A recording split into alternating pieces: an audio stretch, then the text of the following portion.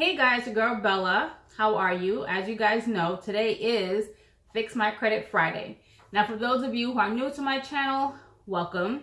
This is a segment where I take questions from my followers on Instagram, Facebook, or they send me emails, and I select one question to answer here on YouTube on Fridays. Now, today's question comes from Ishmael, and he reached out to me on Instagram, and he wanted to know how he can get credit inquiries taken off of his credit report.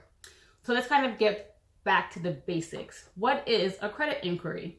A credit inquiry is when a lending institution accesses your credit report after you've submitted an application for credit. And I'm sure your next question is, why would I care about having inquiries removed from my credit report? Now, if you only have a handful of credit inquiries, it's not really an issue. It becomes problematic when you have like 10 or more inquiries and you have less than perfect scores. When a bank sees this kind of profile, it gives them the indication that you're either one, desperate for credit, or two, you're in financial despair, and that would not really make you an ideal candidate for them to extend credit to. So this is why paying attention to that is very important. And also, having a lot of inquiries also impacts your credit score. So just a quick sidebar, there are two different types of credit inquiries. So just want to kind of clarify this before we move forward. There are hard inquiries, then there are soft inquiries. A hard inquiry is when you actually submit a credit application and the bank is reviewing your credit profile in order to determine whether they want to extend credit to you or not. Whereas a soft inquiry is when, for example, when you yourself run your own credit on myfico.com or annualcreditreport.com, that doesn't get counted against you. Soft inquiries don't get counted against you or your credit score. Another example is when a bank you already have a relationship with, such as a credit card company especially, they tend to just periodically check your credit here and there to see if you're still someone they want to do business with or not. So just want to clarify that before we move forward. Now, if you're looking to have your credit inquiries removed from your report, you probably fall into one of these three categories. Now, the first category would be fraud. If you yourself know you did not submit any credit applications in the time period listed on your report, obviously you would need to dispute that to have them removed. Second category would be you may know that you applied for credit, but you have no idea how many times your credit was ran when you submitted that application. Car dealerships, mortgage brokers, and a lot of those online lending brokers are notorious for that. So in that case, you should definitely dispute that as well. Or the third category would just be goodwill. You know you submitted those inquiries, and it doesn't hurt to ask the lending institution to have the inquiries removed.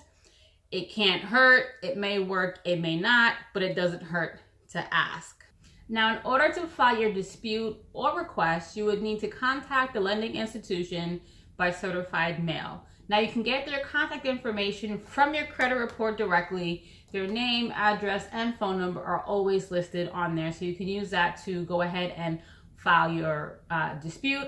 I'll actually put a link to a copy or example of a dispute letter that you could use for your own purposes.